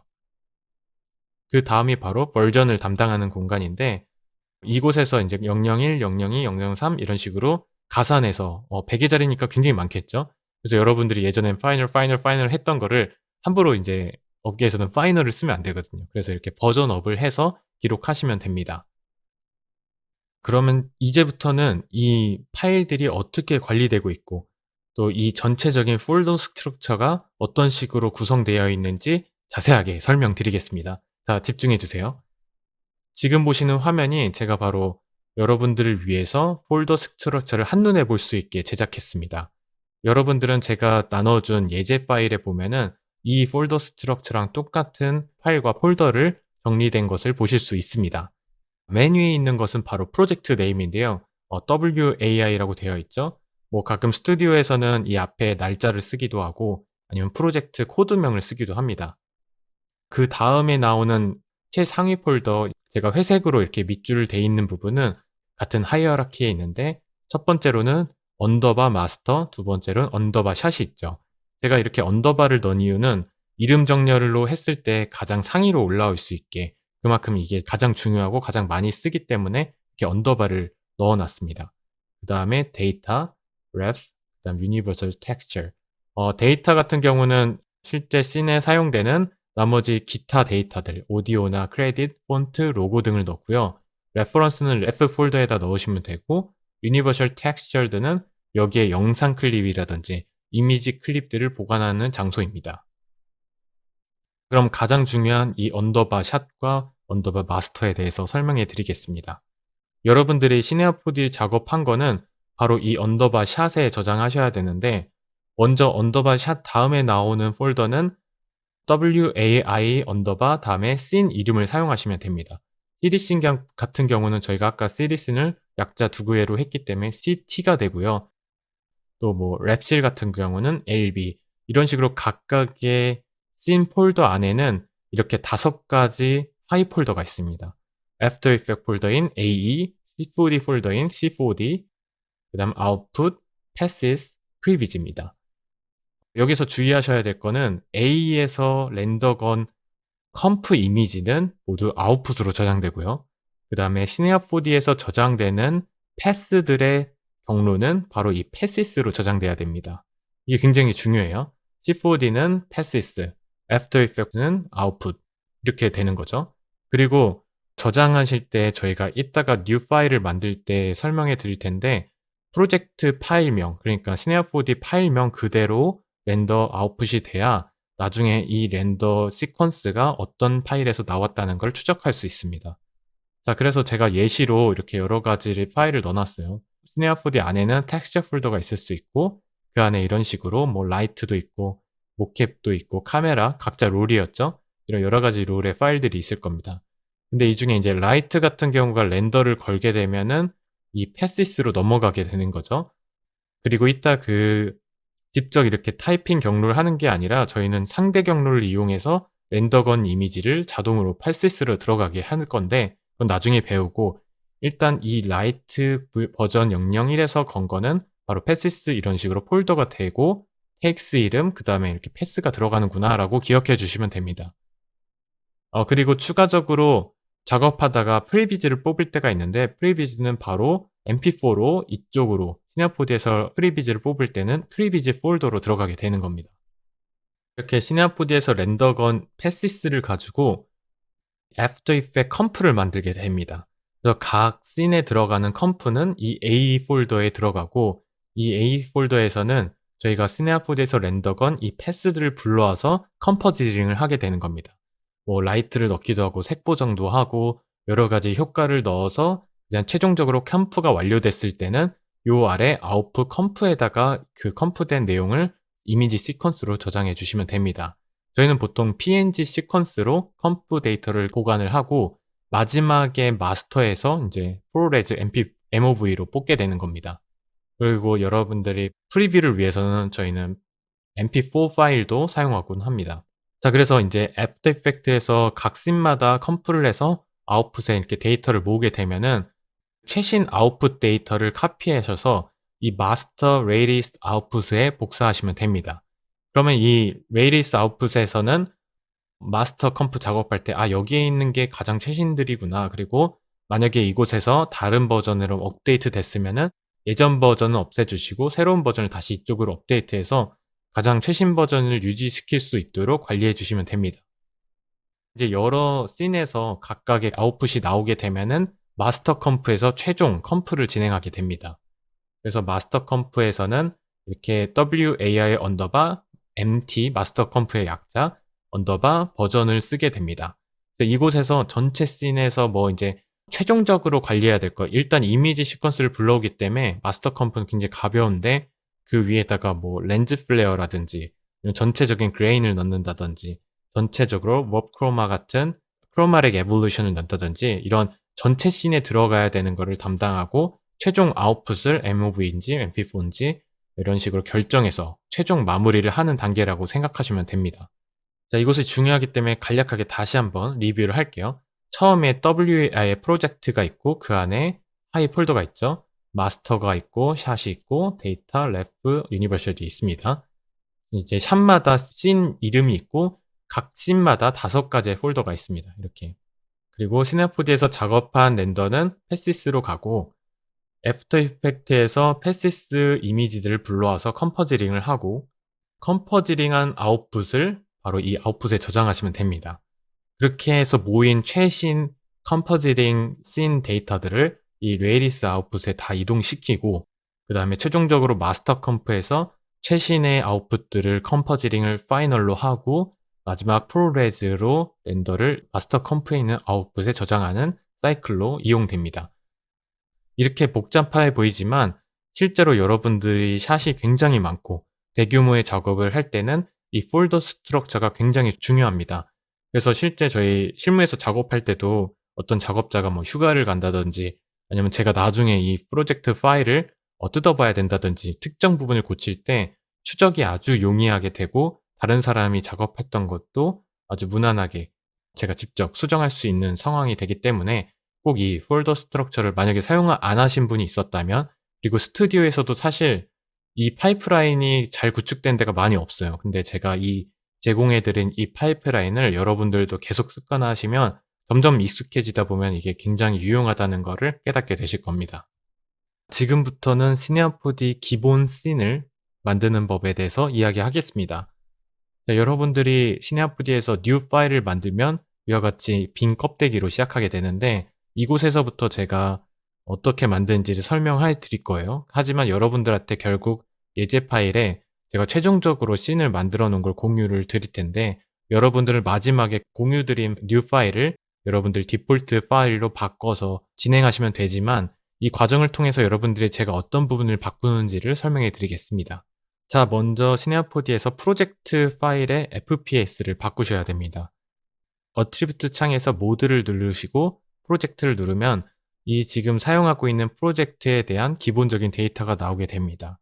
그 중에 타임에 있는 FPS가 30으로 되어 있는데 저희가 하고 있는 이런 사이파이 숏필름이나 영화 같은 부분에서는 24프레임을 쓰고 광고에서는 보통 30프레임을 많이 씁니다. 하지만 요즘에는 광고도 24프레임을 자주 사용하는데 24프레임은 30프레임보다 약간 프레임 레이트가 적기 때문에 조금 더 비현실적인 영화 같은 드라마틱한 느낌을 주는데 효과적입니다. 그래서 저는 실제 제가 근무하면서 거의 24프레임밖에 쓰질 않았어요. 광고를 제외하고는. 그래서 저희 작품도 숏필름이기 때문에 24프레임을 제작할 거고 주로 24프레임으로 제작을 많이 하기 때문에 24로 설정을 하겠습니다. 자, 24로 바꾸는 순간 아래 3초 90프레임이었던 게 자연스럽게 3초 72프레임으로 바뀐 것을 확인하실 수 있습니다. 이제 기본적인 널을 만들 텐데 이 널 안에 여러분들이 앞으로 만들 데이터들을 정리해 주시면 됩니다. 자, 첫 번째 널, 그냥 이 널을 클릭하시면 바로 생성되는 이 널에다가 이름을 널에서 바로 L IT, 라이트라고 바꾸겠습니다. 라이트에다가 여러분들이 앞으로 만드시는 모든 라이트를 이곳에 저장하면 됩니다. 그 다음에 하나 더 만들게요. 하나 더 만들어서 라이트보다 아래에 위치시키고 cam이라고 하겠습니다. 이곳에서는 여러분들이 만드는 모든 카메라를 저장하시면 됩니다. 그리고 마지막으로 하나 더 만들고 이곳은 scene이라고 작성하겠습니다. 이 씬 안에 모든 프로젝트에 들어가는 오브젝트를 나머지 오브젝트, 라이트와 캠을 제외한 오브젝트를 넣어주시면 됩니다. 그래서 여러분들이 아무리 많은 씬을 해도 모두 이제 하이어라키를 접어 놓으시면은 이렇게 세 가지만 보이게 되면 됩니다. 자, 여기서 더 나아가서 저희는 레이어를 만들 건데요. 자, 라이트에서 우클릭을 해서 Add to New Layer를 누르게 되면 자연스럽게 레이어가 생기면서 이 라이트 오른쪽에 컬러가 바뀐 걸 볼 수 있습니다. 자, 이 레이어를 확인하기 위해선 어트리뷰트 창에서 레이어스로 바꾸면 이렇게 새로운 레이어를 확인할 수 있고, 저는 주로 라이트를 레이어 색깔을 바꾸고 흰색으로 바꾸기 때문에 R을 눌러서 RGB 채널에서 RGB를 모두 가장 끝인 255로 세팅을 하고 OK를 누르겠습니다. 그 다음에 레이어 이름도 동일하게 LIT라고 작성하겠습니다. 자, 나머지 캠과 씬도 만들 건데 이번에는 다른 방식으로 레이어를 만들어 보겠습니다. 자, 컨트롤 키를 누르고 라이트를 드래그해서 아래다 내려놓으시면은 자동적으로 라이트 레이어가 복제가 됩니다. 그 다음에 이제 이곳은 캠 레이어이기 때문에 레이어 색깔을 클릭하셔서 블랙으로 바꾸겠습니다. 모두 맨 왼쪽인 000으로 바꾸고 OK를 하신 다음에 이름도 캠으로 바꾸겠습니다. 그 다음에 이 레이어를 드래그해서 여기 캠에다가 집어 넣으시면 자동적으로 이 레이어가 캠으로 바뀌게 됩니다. 자, 그 다음에 하나 더 복제해보죠. 하나 더 복제하고 이번엔 씬이라고 하겠습니다. 그 다음에 블랙 컬러도 저는 씬은 보통 회색을 사용하기 때문에 255 나누기 2를 하고 탭을 눌러보면은 127이 255 나누기 2, 그러니까 중간값이 127이 회색이겠구나.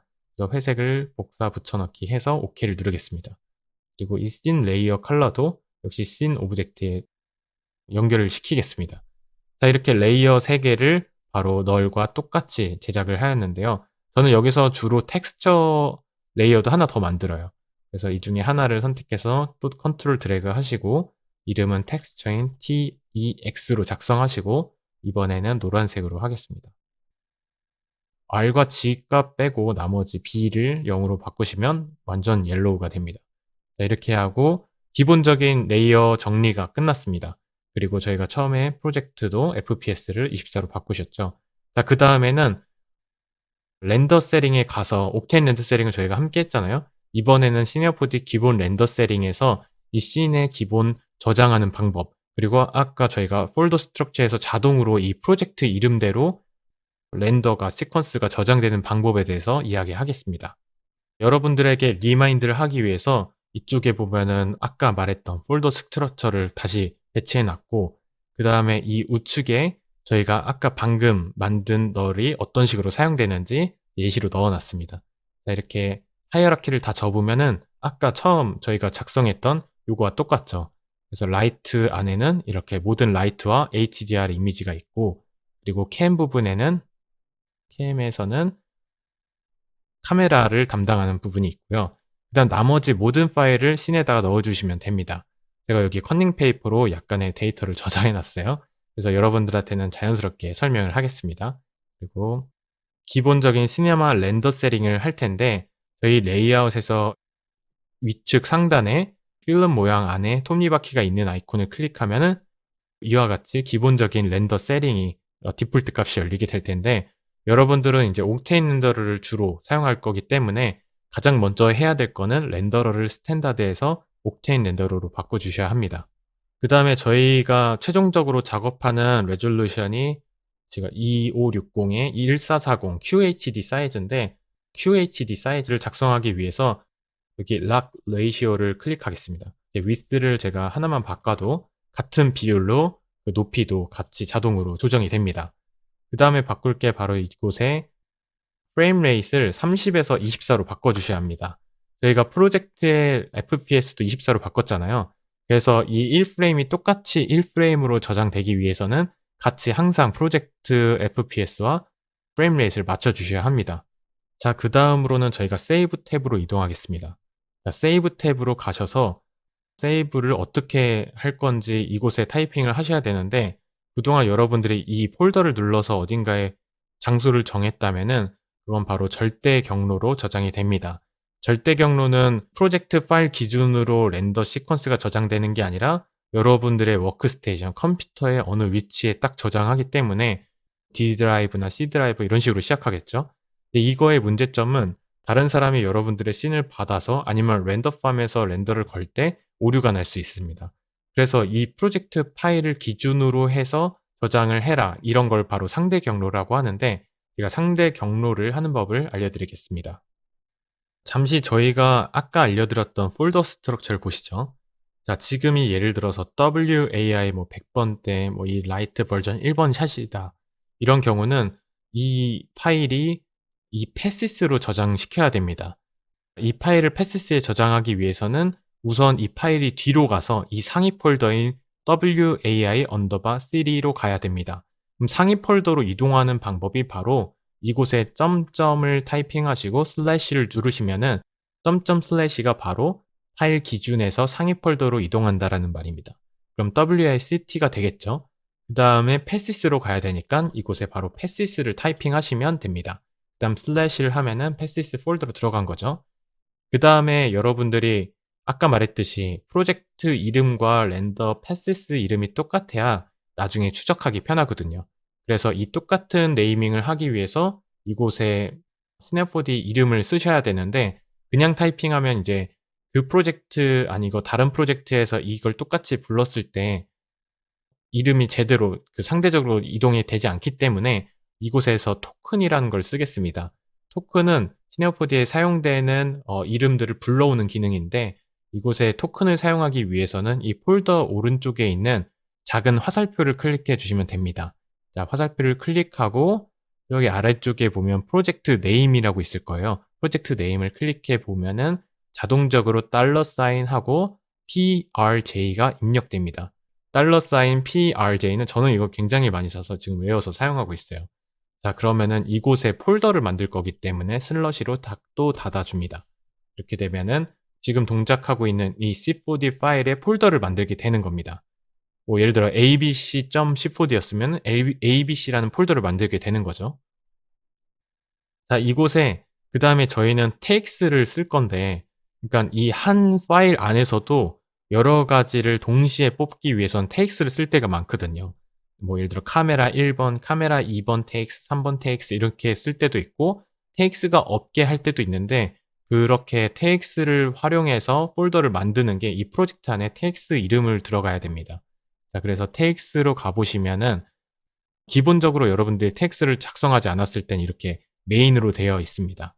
그래서 이곳에 takes 이름을 가져오기 위해서 여기 다시 아래 화살표를 누르시고 이쪽에 current text name이라고 되어 있는 걸 클릭하면은 자동적으로 $take라고 됩니다. 그 다음에 슬러시로 닫아주죠. 여러분들이 만약에 main take에서 작업하셨으면 main이라고 걸릴 것이고, 새로 추가해서 저는 주로 이 카메라 번호를 많이 써요. 이 takes에서 cam 2 이런 식으로 작성하면은 이곳에 만약에 요거를 렌더를 가면은 자동적으로 캠이라고 저장이 될 것이고, 이게 없을 시에는 그냥 메인으로 저장되는 겁니다. 자, 그 다음에 슬러시를 쳐서, 자, 저는 기본적으로 텍스트가 없는 경우죠. 그 다음에 이곳에 파일을 저장하면 되는데, 파일 이름 또한 프로젝트 네임 언더바 텍스트를 쓰셔야 됩니다. 자, 그럼 한번 그냥 타이핑을 해볼까요? 달러 사인하고 PRJ 언더바 달러 사인 take 이렇게 작성하시면, 다시 한번 보죠. 시네아포디 이거 기준으로 여기서 상위 폴더로 가라 점점 슬래시, 그 다음에 패시스로 들어가라, 그 다음에 지금 프로젝트 이름과 똑같은 폴더를 만들어라, 그 다음에 take 폴더를 만들고 그 안에 저장할 건데, 저장할 때 프로젝트 take 프로젝트 네임 언더바 take 이름 메인이죠. 언더바 그 다음에 아마 이제 이 뒤에는 각자 담당하는 패스들의 이름이 저장됩니다. 그래서 요거를 이따가 옥테인 렌더 패스에서도 복사해서 쓸 겁니다. 그 다음에 이 세이브 탭에서는 저는 뷰티 백업용으로 자주 사용해요. 결과적으로는 옥테인 렌더 패스에서 모든 패스들을 뽑을 건데, 이 세이브 탭에서는 그냥 png로 프리뷰용으로 자주 사용합니다. 그래서 포맷을 TIF가 아니라 저는 png로 바꾸겠습니다. 그 다음에 depth도 저는 png 작업할 땐 항상 8비트가 아니라 16비트로 바꿔서 작업합니다. 자, 그 다음에 세이브 탭이 끝났으면 이제 옥테인 렌더 세팅을 하겠습니다. 옥테인 렌더러 탭을 눌러보시면 여기에 새로운 옥테인 렌더 관련된 씬 셋업이 있습니다. 자, 이곳에서 다른 거는 건너뛰고 렌더 AOV 그룹으로 가시면 됩니다. 이곳에 아까 저장한 세이브 탑에 있었던 이 경로를 복사하셔서 옥테인 렌더러에도 똑같이 붙여 넣어주세요. 그 다음에 이네이블을 클릭하면 이제 옥테인 렌더러도 똑같은 이름으로 상대 경로로 저장될 거고 그 뒤에 마지막에 패스 이름들이 붙어서 저장될 겁니다. 그리고 확인해야 될 게 세이브 탭을 다시 가셔서 이게 자동적으로 이네이블을 키는 순간 여기 세이브 탭에 멀티패스 이미지가 체크가 되는데 옥테인 렌더러에서 멀티패스를 따로 뽑기 때문에 이곳에서는 세이브를 빼주시면 됩니다. 이게 체크되어 있으면 나중에 렌더팜 같은 거 할 때 이것 때문에 약간 오류 날 때가 있어서 저는 항상 이곳에 꺼두고 저장합니다. 자, 그리고 저희가 작업할 건 PNG 작업을 하게 될 거예요. 그리고 조금 있다가 PNG랑 EXR ASYS 셋업이 무엇인지 간단하게 비교하고 저희가 왜 PNG 파이프라인으로 이 작업을 했는지도 간략하게 설명해 드릴 텐데 우선 여기서는 일단 저희가 PNG 셋업하는 법을 알려드리겠습니다. 이 상태에서 포맷을 EXR 옥테인이 아닌 PNG로 바꿔주시면 됩니다. 그 다음에 저는 이곳에서 항상 Save Beauty를 체크하고 그 다음에 폴더스를 체크해서 각각 패스들이 각각의 폴더를 만들어 저장을 시키고 그렇게 해야지만 나중에 애프터 이펙트에서 패스들을 불러올 때 폴더를 바로 불러오면 시퀀스로 불러오기 때문입니다. 자, 그리고 Denoised Beauty를 클릭하면은 디노이즈된 뷰티가 기본적으로 뽑히게 됩니다. 디노이즈 뷰티가 만약에 저희가 샘플 수가 적은 경우에는 이렇게 얼룩처럼 노이즈가 바뀔 때가 있는데 그럴 때는 저는 세이브 뷰티를 활용하기 때문에 보통 이렇게 같이 체크해 둡니다. 그리고 여러분들이 나중에 렌더 패스를 뽑고 싶다 그럴 때는 렌더 AOV 매니저를 가셔서 이곳에서 여러분들이 원하는 패스들을 뽑으시면 되는데 뭐 예를 들어 AO 패스라든지 더블 클릭하면 됩니다. 네, GDEPS 패스도 자주 뽑죠. 포스트 프로세스 이런 식으로 추가적으로 하면은 원하시는 패스들이 폴더를 만들어서 시퀀스로 저장되게 됩니다. 자, 근데 제가 예전에는 라이트 패스를 이런 식으로 해서 라이트 아이디를 따로 뽑았었는데 뭐 선라이트 1번 라이트 아니면 복사해서 붙여넣고 2번 라이트 이런 식으로 뽑았었는데 이게 라이트가 많을 때는 굉장히 번거롭거든요. 그래서 이 부분을 빠르게 하기 위해서 여기서 라이트 패스를 뽑지 않고 이쪽에 AOV 그룹스를 가시면 그리고 AOV 프리셋에 어플라이를 누르게 되고 인풋을 키고 라이트 믹서를 키면은 이곳에 체크박스 형태로 저희가 라이트 패스를 뽑을 수 있는 공간이 나옵니다. 그래서 여러분들이 만약에 1번 아이디, 2번 아이디 라이트를 뽑고 싶다. 그럼 나머지를 체크를 풀어주시면 됩니다. 자, 이곳이 하는 역할이 또 있는데 이렇게 패스를 따로따로 뽑아주기도 하고 그 패스들을 후반에서 또 약간 변형해서 합쳐서 블렌드 해주는 기능도 있습니다. 그렇기 때문에 이 이름이 라이트 믹서인 거고요. 만약에 여러분이 1번 라이트가 2번 라이트보다 2배 정도 세게 하고 싶다. 이렇게 하고 렌더 패스를 뽑으면 기본적으로 1번 라이트와 2번 라이트는 정상적으로 뽑히고 그 다음 블렌드라고 해서 이제 아웃이라는 폴더에 두 가지가 섞인 1번이 2배로 세게 된 블렌드된 라이트 패스도 추가적으로 뽑히게 됩니다. 저는 이걸 실제로 자주 사용하진 않았고 굉장히 어두운 라이트가 있으면 이곳에서 부스트업을 해서 그 블렌드를 뽑으면 나중에 후반에서 살짝 더 살릴 수도 있겠죠. 마음이 바뀌어서 좀 후반에서 만지고 싶을 때. 근데 저는 자주 사용하진 않아 봤어요. 주로 여기서는 이제 아이디를 체크해서 뽑기 위해서 사용하고 있습니다. 자, 이렇게 하면은 기본적인 저희 PNG 파이프라인의 렌더 셋팅이 완료되었습니다. 그래서 저는 이 이름도 WAI 콜로소 PNG 이런 식으로 바꿔서 저장할 수 있고요. 그리고 여러분들이 이걸 자주 사용한다. 그럼 렌더 세팅, 세이브 프리셋하고 다른 프로젝트에서 불러오실 수도 있습니다. 근데 저희가 이따가 뉴 파일을 제공해 드릴 텐데 그럼 뉴 파일을 제공해 드리기 이전에 제가 왜 PNG를 사용했는지 간략하게 설명드리겠습니다. PNG와 EXR ASYS의 차이점을 제가 간략하게 설명드리겠습니다. 자, 이곳에 보면은 가장 위에 이쁜 컬러 테이블이 있죠. 그리고 이 파란색 계열의 이 세모가 바로 PNG 보통 인제 sRGB나 렉709이 담당하는 컬러 영역이고, 그리고 이 주황색으로 된 부분 EXR에서 ASYS가 담당할 수 있는 더 넓은 범위입니다. 그래서 보통 PNG로 작업한다 하면은 8비트에서 16비트까지 가능하거든요. 그래서 8비트 작업, 16비트 작업이라고 하고, 그다음에 EXR 리니어 워크플로우, 뭐 ASYS, OICO 이런 식으로 이야기하는 게 바로 ASYS 작업이라고 이야기할 수 있습니다. 일단 무조건 뭐 컬러 범위를 많이 담는다고 좋은 건 아니고, 물론 더 적은 컬러로 작업하더라도 어떻게 하면 손실을 줄일 수 있는지에 대해서도 살짝 얘기해 드리면, 일단 기본적으로 비교했을 때 PNG가 색 스펙트럼이 적습니다. 그러니까 그 더 작은 범위의 색을 3D에서 뽑을 수 있는 거죠. ASYS, EXR 같은 경우는 훨씬 이렇게 넓게 돼 있습니다. 이거는 이제 3D에서 저희가 렌더를 뽑을 때 그 데이터가 갖고 있는 색의 범위인 거고, 결국에는 애프터 이펙트에서 컴포지링을 할 때는 그 결과를 또 sRGB나 렉709으로 이렇게 압축을 다시 하거든요. 그래서 후반에서 더 많은 스펙트럼의 컬러를 얼마나 자유자재로 조정할 건지가 가장 큰 차이점입니다. 대신에 PNG 같은 경우에는 일단 그만큼 데이터를 적게 갖고 있기 때문에 용량이 적고, 그리고 그 데이터 자체가 가벼워서 작업 속도가 후반에서 이펙트를 넣고 레이어를 쌓을 때 훨씬 빠릅니다. 하지만 ASYS 같은 경우는 그만큼 실제 물리 기반의 색에 가깝게 계산된 결과입니다. 그래서 특히 라이트를 여러 개 때리면은 이 라이트끼리 합쳐서 sRGB나 렉709 작업에서는 하얗게 타는 현상이 있는데, 리니어 워크플로우 ASYS 작업에서는 실제 저희가 물리 기반에 가까운 색깔 그 믹스가 3D에서 렌더를 걸 수 있습니다. 일단 PNG 자체는 후보정이 편하고, 그 렌더 그 하는 방법도 굉장히 심플합니다. 그리고 ASYS의 경우에는 렌더 이후에도 후반에서 색 손실 없이 작업이 가능하다는 거죠. 그래서 3D에서 어느 정도의 그 라이팅 셋업을 하고 애프터 이펙트로 옮기면 애프터 이펙트에서 하이라이트 부분도 살리고 블랙 부분도 최대한 살려서 작업할 수 있습니다.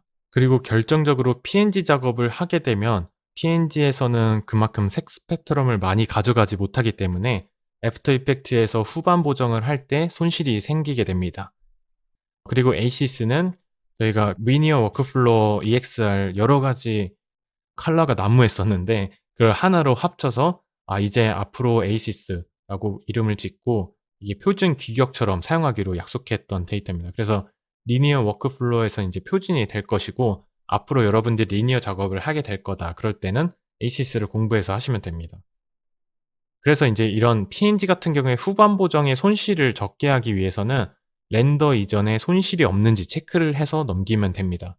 보통 가장 문제가 됐던 게 뭐 라이트를 너무 세게 해서 하얗게 탄 부분 있잖아요. 그럼 PNG에서 그렇게 렌더가 된 경우는 애프터 이펙트에서 이걸 보정할 수 있는 방법이 굉장히 적어요. 근데 ASYS 같은 경우는 그걸 살릴 수 있으니까 저는 주로 가장 큰 하이라이트가 화이트가 되지 않도록 최대한 어둡게 눌러 주고, 차라리 후반에서 부스트업을 해서서 하이라이트 부분을 세게 살려주는 방법을 하고 있는데, 이렇게 후반에서 너무 많은 색을 조정하면 아무래도 PNG는 데이터 그 사이에 색이 없기 때문에 약간 깨지기 마련인데, ASYS에서는 그게 원본을 유지하면서도 작업이 가능합니다. 대신에 ASYS 작업을 제가 이제 해본 결과 사용 방법이 상대적으로 굉장히 복잡합니다. 그 애프터 이펙트에서도 레이어와 레이어, 그리고 저희는 샌드위치라고 하는데, 그냥 이렇게 원래 예전에 하듯이 오퍼시티도 움직일 수 없고 약간 좀 복잡한 과정을 거치기도 하고, 여러분들한테 작업을 훨씬 효율적으로 손쉽게 그리고 용량도 최대한 줄여서 혼자 개인 작업을 할 때는 저는 PNG로도 충분히 훌륭한 결과를 낼 수 있다고 판단했기 때문에 이번 WAI 작업은 PNG 시퀀스로 제작하였습니다. 자, 하지만 여러분들도 뭐 ASYS 세팅이 어떻게 되는지 궁금하실 수 있기 때문에 디폴트 파일이죠. 그러니까 여러분들의 디폴트 파일에는 ASYS 셋업도 같이 함께 제공해 드릴 겁니다. 자, 그러면은 제가 제공해 드린 파일 중에 c4d_2023_new라는 파일이 있고, 그곳에 new 파일을 복사하신 다음에 뉴 프로젝트를 눌렀을 때 항상 디폴트 씬으로 되기 위해서 설치하는 방법을 알려드리겠습니다. 아까 저희 스크립트 설치할 때처럼 에딧을 누르신 다음에 preferences를 가시고 preference 폴더를 가신 다음에 이곳에 여러분들이 해당하는 버전의 폴더로 들어가시고 이 바닥이라고 하거든요. 이 바로 맥스온 스니포디 그다음 버전 안에 있는 이 바닥에다가 그 뉴 파일을 붙여 넣어 주시면 앞으로 여러분들이 뉴를 작성할 때마다 제가 세팅해 놓은 이 파일로 열게 됩니다. 자, 이거는 스냅보드를 새로 키지 않고도 바로 파일 누르고 뉴 프로젝트를 누르는 순간 자동적으로 이렇게 제가 세팅해 놓은 오브젝트가 있고 레이어도 똑같이 제가 아까 알려드린 대로 그대로 있죠. 그다음에 렌더 세팅을 가셔도 제가 여러분들이 보시기 편하게 WAI 옥테인 PNG 그리고 ASYS 그리고 프리비즈를 뽑고 싶으신 분은 프리비즈 아니면 PNG 중에서도 저희가 로우로 샘플을 낮춰서 뽑을 때가 있거든요. 그래서 WAI 옥테인 PNG 로우도 있습니다. 여러분들 작업할 때 이곳에서 선택하셔서 뽑을 수 있도록 편리하게 제가 세팅을 해놨고 아까 말씀드렸던 패스트레이싱 그 옥테인 렌더 세팅도 이곳에 다 완료되어 있기 때문에 앞으로 여러분들은 새 씬 파일을 만들 때마다 이렇게 제가 만든 뉴 파일로 실행하시면 됩니다. 지금까지 굉장히 먼 길 오시느라 고생 많으셨습니다. 하지만 이번 시간의 마지막 그리고 하이라이트인 마인드셋에 대해서 이야기하겠습니다. 자, 아무리 좋은 수업을 듣고 그리고 많은 걸 공부해도 결국에 자신의 것으로 만들지 못하고 활용하지 못하면 좋은 내용의 수업을 제대로 소화시킬 수 없습니다. 그래서 앞으로 긴 수업을 들어가기 전에 여러분들한테 큰 도움을 줄 수 있는 수업을 흡수하는 비법을 여기서 알려드리겠습니다. 깨달으며 읽기. 시간과 실력은 비례하지 않습니다. 어떤 사람은 1년 만에 엄청나게 크게 성장하고 어떤 사람은 10년이 지나도 크게 성장하지 않기도 합니다. 자, 그렇다면 빠르게 성장하는 것과 느리게 성장하는 것 가장 큰 차이는 무엇일까요? 저에게 있어서 빠른 성장에 도움을 준 것은 바로 깨달음입니다. 새로운 것을 배울 때 깊은 공감이 이루어지는 것과 그냥 공부하는 것은 어마어마하게 큰 차이가 있습니다. 강의를 들으면서 예전에 실패한 경험이나 궁금했던 부분이 나오면 그 부분에 공감이 생기고 깨달음이 이어지는 순간이 있을 겁니다. 그렇게 된 공감 기억은 장기 기억으로 남아서 더 깊은 이해가 가능해집니다. 그렇기 때문에 수없이 도전하는 것은 다음에 깨달음을 주는 값진 경험이 될 수 있습니다. 뿐만 아니라 깨달음은 인위적으로 느낄 수 있습니다. 새로운 것을 학습할 때 좀 더 깨달음을 위해서 노력하면 훨씬 더 집중이 잘 되고 한 번 더 사고하게 되어 그냥 공부했을 때보다 훨씬 효과적입니다. 그래서 공부할 때 그냥 모니터 앞에서 보는 게 아니라 정말 약간 정신 나간 사람처럼 혼자서 추임새도 넣고 '아 맞아. 아 나도 이런 적 있었지.' 이런 식으로 추임새도 넣고 실제 실습도 해 보면서 최대한 깨달음을 얻을 수 있도록 노력해야 됩니다. 저는 실제 이와 같은 방법으로 마치 내 이야기처럼 강의를 들었고 바로바로 시나프지 창을 켜서 체득한 경험들은 지금까지도 깊이 있는 학습이 되었습니다. 자극을 실행에 옮기는 습관.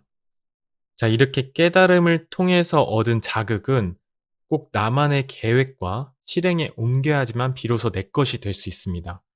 저희 수업은 이렇게 여러분들에게 지속적인 실행을 할 수 있도록 섹션별로 실습을 만들어 학습하고 깨달은 내용을 직접 체험하는 시간이 있습니다. 여러분들은 실습을 통해서 수업 속의 내용이 자신의 경험이 지속적으로 바꿔줘야지 훨씬 더 강하게 이해가 될 것입니다. 그러니까 실습을 여러분들이 적극적으로 참여하면서 모두 흡수하셔야 합니다. 자, 그리고 마지막으로 문화 속에 들어가기. 자, 깨달음으로 단단해진 지식이 생기고 실행에 옮겨서 자신의 것이 생기면 어떤 게 더 필요할까요? 자신의 작품과 경험으로도 만족스러운 결과가 나오지 않을 때 정말 지치고 더 이상 성장하기 힘들 것 같은 한계를 느끼게 됩니다. 이를 넘어서기 위해서는 바로 문화 속에 들어가야 합니다. 저의 경우는 제 친구들한테 제가 모션 그래픽을 계속 추천했고 함께 같이 공모전도 하고 경험하면서 서로 긍정적인 자극을 지속해서 주었고 누군가 만약에 친구 중에 누가 나태해졌을 때 다른 친구들이 끌어올려줘서 혼자서 성장할 때보다 훨씬 단단하게 성장할 수 있었습니다.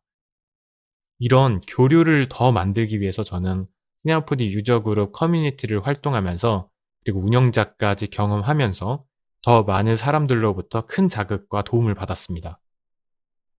그리고 꾸준히 제 작품을 온라인에 영어로 포스팅해서 전 세계 사람들이 제 작품을 좋아해 주는 걸 알게 되었고, 계속해서 외국 모션 그래퍼들과 교류해 오다가 지금 이렇게 미국까지 와서 직접 그들을 만나 작업도 하고 그들의 이야기도 들으면서 이 길에 대한 진정한 보람을 느끼게 되었고 더 큰 꿈을 꾸게 되었습니다. 우리는 이러한 경험을 여러분들한테도 함께하기 위해서 과제 콜라보레이션을 통해서 새로운 문화를 만들어 가고자 합니다. 여러분들도 앞으로 있을 과제 콜라보에 적극적으로 참여하시면 모션 그래퍼의 문화 속에서 깊은 성장과 더 많은 가치를 알게 되실 겁니다. 자, 이렇게 오리엔테이션 시간이 마무리되었습니다. 앞으로 수업을 들으실 때 제가 이야기한 이 마인드셋을 기억하면서 수강하시면 이 수업에서 전달하고자 하는 진짜를 얻게 되실 겁니다. 그러면 긴 내용을 수강해 주셔서 진심으로 감사드립니다. 김구린이었습니다.